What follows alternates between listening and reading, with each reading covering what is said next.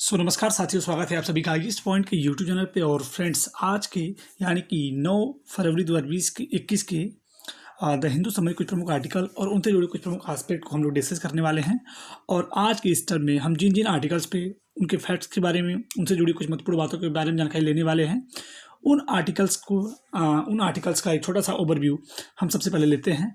और उनका जो सबसे पहला ओवरव्यू कुछ इस प्रकार से होगा कि सबसे पहले हम लोग बात करने वाले हैं कुछ इंपॉर्टेंट न्यूज़ के बारे में।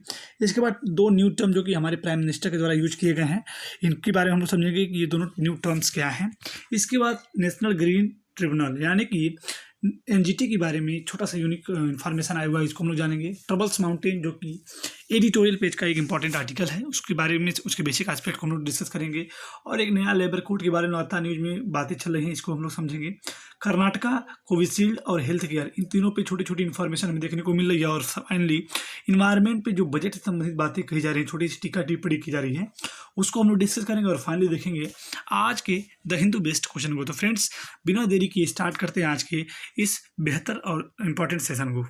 तो जैसा कि आपके सामने प्रस्तुत है, द हिंदू न्यूज़पेपर आज 9 फरवरी 2021 का है। और इसमें हम सबसे पहले देखेंगे कुछ इंपॉर्टेंट न्यूज़ को। सबसे पहले जो हमारी इंपॉर्टेंट न्यूज़ वो ये है कि 171 missing as death toll in Himalaya tragedy rise to 26। तो देखिए, कहने का मतलब क्या है। हम जानते हैं कि उत्तराखंड में का जो चमोली जिला, उसमें लगातार ये जो अपने आप जो ट्रेजेडी हुई है, एक प्रकार से ग्लेशियर बस्ट होने के कारण, वो काफ़ी अपने आप में दर्दनाक है। और उसी संदर्भित हर दिन पेज पे न्यूज़ बने हुए हैं। कल हमने जब देखा तो उसमें लगभग 125 मिसिंग थे और लगभग 7 लोगों की डेथ का मतलब डाटा लिया गया था। लेकिन हम लोग जानते हैं कि डाटा कोई फिक्स डाटा नहीं है और डाटा चेंज होता रहेगा। तो आज भी उस पर आया हुआ है जिसमें लिखा है कि 171 still missing as death toll in Himalayan tragedy rise to 26। तो जो डाटा था मिसिंग का और जो डाटा है डेथ का, वो भी काफ़ी लगातार इंक्रीज हो रहा है उत्तराखंड में। आप जानते हैं कि जो यहाँ पे बस्टिंग हुई, उसके कारण बहुत ज़्यादा नुकसान देखने को मिल रहा है। साथ ही साथ जो वहाँ पे चल रहे प्रोजेक्ट थे, जैसे कि तपोवन प्रोजेक्ट था और भी कई सारे प्रोजेक्ट चल रहे थे, वो भी क्या हो गए। तपोवन हाइडल प्रोजेक्ट टनल था और भी बहुत सारे जो प्रोजेक्ट वहाँ पे चल रहे थे, वे सब पूरी तरह क्या हो गए, ख़त्म हो गए, पूरी तरह बर्बाद हो गए। The death toll in Nanda Devi deluge in Uttarakhand Chamoli district went up to 26 on Monday, even as operation continued the second days to rescue nearly 35 laborers trapped inside the 2.5 kilometer long Tapovan Hydel project tunnel and filled with slush and debris। तो ये total अपने आप में देख रहे हैं काफ़ी ये नुकसानदायक ये सिस्टम अपने आप में हो चुका है। अब इसी संदर्भित एक और भी आर्टिकल हमें देखने को मिल रहा है, जैसा कि आप देख पा रहे होंगे। ये आपके सामने 3D पिक्चर जो कि देखने को मिल रही है कि यहाँ पे आपका ये चमोली डिस्ट्रिक्ट है। चमोली डिस्ट्रिक्ट में आप देख पा रहे होंगे यहाँ पे कैसे कैसे उत्तराखंड में मतलब कि ये चीज़ें पूरी घटित हुई, उसको एक मैप के माध्यम से दिखाने का प्रयास किया गया है, जिसमें लिखा गया कि no glacier lake found, landslip like a trigger expert.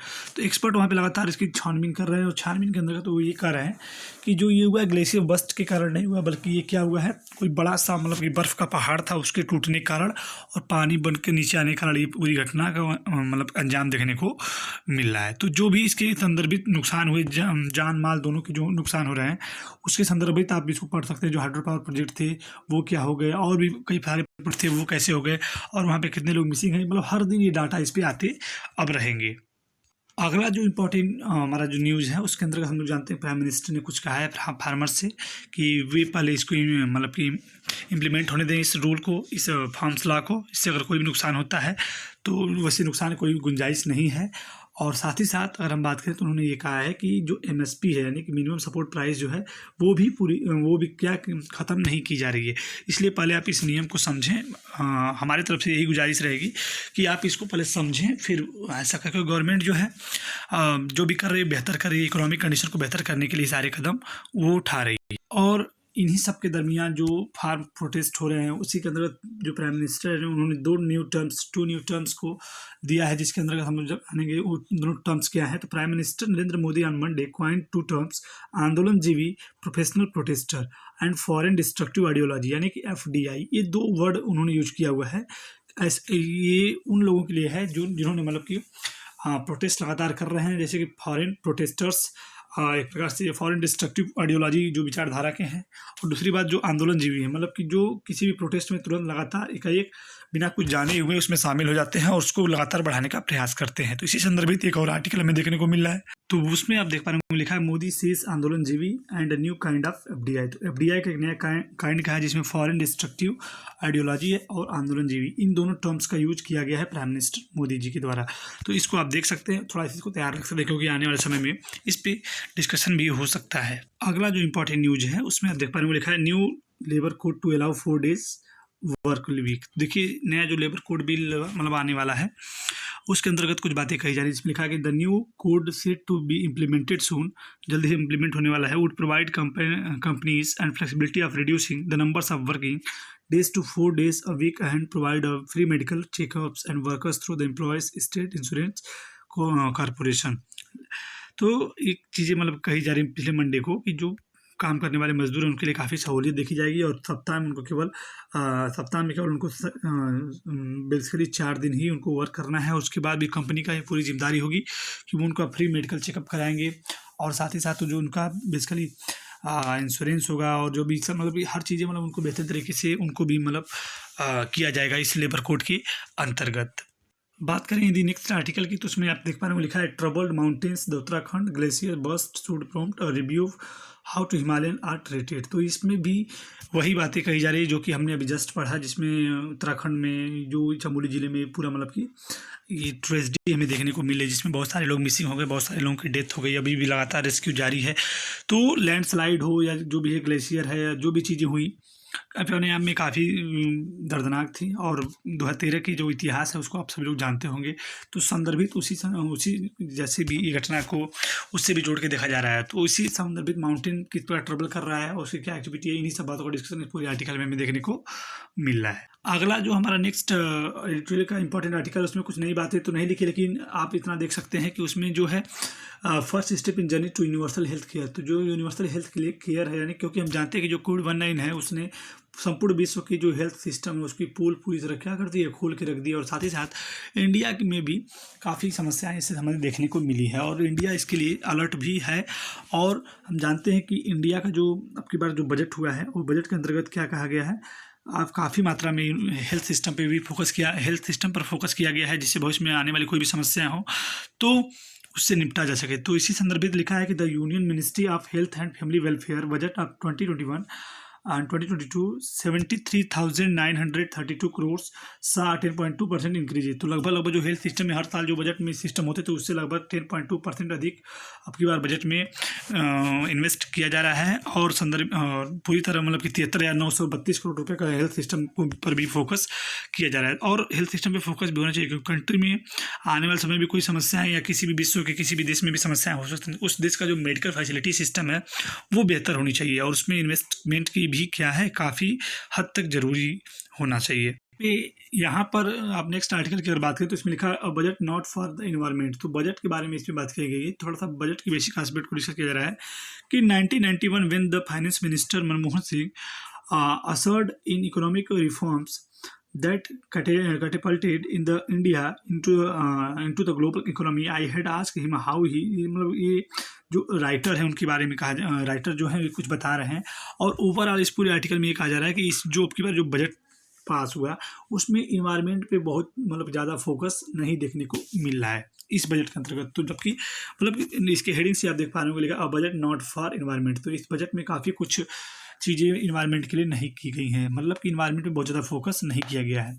और देखिए हम जानते हैं कि अगर सिस्टम मतलब कि एक प्रकार से अगर हमें बेहतर तरीके से हर चीज़ को मेंटेन करके चलना है तो हमें इकोनॉमी के साथ साथ इकोलॉजी को भी बैलेंस करके चलना पड़ेगा। ये अपने आप में जो टर्म है बेहतर है, इकोनॉमी और इकोलॉजी दोनों को बैलेंस करके ही चलना पड़ेगा। तो इसी संदर्भित ये पूरा आर्टिकल हमें देखने को मिल रहा है। अगला जो आर्टिकल है उसमें आप देख पा रहे होंगे लिखा हुआ है इम्प्रूविंग कोविशील्ड इफिशियंसी। तो कोविशील्ड की जो इफिशियंसी भारत में जो वैक्सीन चल रही है फिलहाल में कोवैक्सीन और कोविशील्ड, जिसमें कोविशील्ड जो है काफ़ी अपने आप में उसकी इफिशियंसी है जो प्रभावकारी एक प्रकार से वैक्सीन साबित हो रही है, उसका जो प्रभाव है काफ़ी हद तक लोगों पे पड़ रहा है, उसकी जो इफिशियंसी वो भी काफ़ी अच्छी है। तो इसी संदर्भ में ये पूरे आर्टिकल में डिस्कशन किया जा रहा है। कहा जा रहा है कि इम्प्रूविंग लगातार कोविशील्ड की जो इफिशियंसी वो लगातार हो क्या हो रही है, इम्प्रूव हो रही है और बेहतर हो रही है। अगली जो इंपॉर्टेंट न्यूज है वो कर्नाटक से संबंधित है, जिसमें लिखा है anti cow slaughter bill passed in Karnataka. तो कर्नाटका जो गवर्नमेंट है उसने एंटी काउ स्लॉटर हाउस यानी कि जो काऊ स्लाटर हाउस होते थे उनके लिए बिल क्या कर दिया है, पास कर दिया है। वो उस मतलब कोई भी स्लाटर हाउस के अगेंस्ट में जो है बिल पारित कर दिया हुआ है। तो एंटी काऊ स्लाटर हाउस बिल क्या हो गया, वहाँ पे पारित हो गया। तो इसको आप लोग ध्यान में रखिएगा। और अगली न्यूज़ से जो आप भली बात परिचित होंगे। तो म्यांमार में लगातार जो अपने आप में डिस्प्यूट की स्थिति बनी हुई है, जिसमें वहाँ की जो गवर्नमेंट थी, जो डेमोक्रेसी गवर्नमेंट थी, और जो वहाँ की पार्टी थी NLD यानी कि नेशनल लीग ऑफ डेमोक्रेसी, उसका पूरा सैनिक तख्तापलट कर दिया गया है। और इसका जो प्रमुख कारण ये था कि वहाँ के सैनिक द्वारा ये कहा गया, वहाँ मतलब कि एक जो नवंबर में जो इलेक्शन हुए, जो वहाँ की पार्टी जीती है, वो पूरी तरह मतलब कि धांधली करके जीती हुई है, कहना है वहाँ की जो मिलिट्री सिस्टम है। तो इसके कारण उन्होंने क्या करा है कि वहाँ के पूरे सैनिक तख्तापलट कर दिया है, जिसके कारण उस पूरे कंट्री में बेसिकली अपने आप में डिस्प्यूट की स्थिति बनी हुई है। और अगले अगर आर्टिकल की बात करें तो इसमें लिखा है Sri Lanka clear Chinese energy project 50 kilometre अब तमिलनाडु। तो ये आप देख पा रहे होंगे कि जो चाइना में है, श्रीलंका है, पिछले दिनों भारत के प्रोजेक्ट को कैंसिल कर दिया। अब वहाँ पे जो है श्रीलंका ने क्लियर किया है चाइनीज एनर्जी प्रोजेक्ट। तो चाइना के एनर्जी प्रोजेक्ट को क्या कर दिया है, क्लियर कर दिया, जबकि वो इंडिया के किसी भी प्रोजेक्ट को क्या कर दे रही है, रिजेक्ट कर देती है। तो अपने आप में काफ़ी वर्ल्ड वाइड पे यानी कि विश्व पटल पे भारत के लिए काफ़ी इंपॉर्टेंट न्यूज़ हो जाती है। और उसको अपने बायलैटरल जो समझौते हैं, बायलैटरल जो संबंध है, उसको मेंटेन रखना चाहिए। और श्रीलंका को भी इस पर काफ़ी विचार करना चाहिए। अगली न्यूज़ में हम देख पा रहे हैं, लिखा हुआ है कि panel slam dot for delay in 5G trial. तो 5G ट्रायल में अभी थोड़ी डिले की बात कही जा रही है इस पूरे आर्टिकल में।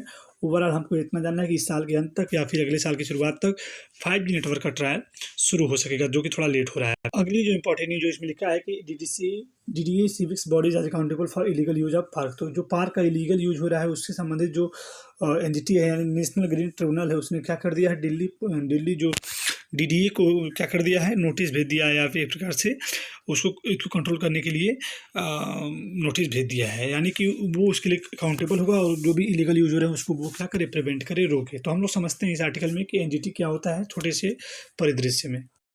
बात करें यदि NGT की, तो राष्ट्रीय हरित जो अधिकरण है, नेशनल ग्रीन ट्रिब्यूनल जो है, इसकी स्थापना 18 अक्टूबर 2010 को हुई थी। ये आपको याद रखना है। क्या इसकी स्थापना कब हुई थी, 18 अक्टूबर 2010 को। और इसके अगर उद्देश्यों की बात करें तो NGT की स्थापना का जो मुख्य उद्देश्य पर्यावरण संबंधी मुद्दों को तेजी से निपटारा करना है, जिससे देश की अदालतों में लगे मुकदमों के बोझ जो है कुछ कम किया जा सके। और इसके अगर हेडक्वार्टर यानी मुख्यालय की बात करें तो इसका मुख्यालय दिल्ली में है, जबकि अन्य 4 क्षेत्रीय कार्यालय भोपाल, पुणे, कोलकाता और चेन्नई में, जिसको आप लोग प्रीलिम्स स्पेसिफिक आप लोग याद कर सकते हैं। बात करें यदि इसकी संरचना की, तो संरचना जो है NGT में अध्यक्ष, न्यायिक सदस्य और विशेषज्ञ सदस्य शामिल होते हैं, जिनका कार्यकाल जो है 5 वर्षों का होता है, और किसी भी सदस्य को पुनः पद पर नियुक्त नहीं किया जा सकता है। और अध्यक्ष की जो नियुक्ति है भारत के जो मुख्य न्यायाधीश के परामर्श से केंद्र सरकार के द्वारा ही की जाती है। न्यायिक और विशेषज्ञ सदस्यों की नियुक्ति के लिए केंद्र सरकार द्वारा एक चयन समिति बनाई जाती है।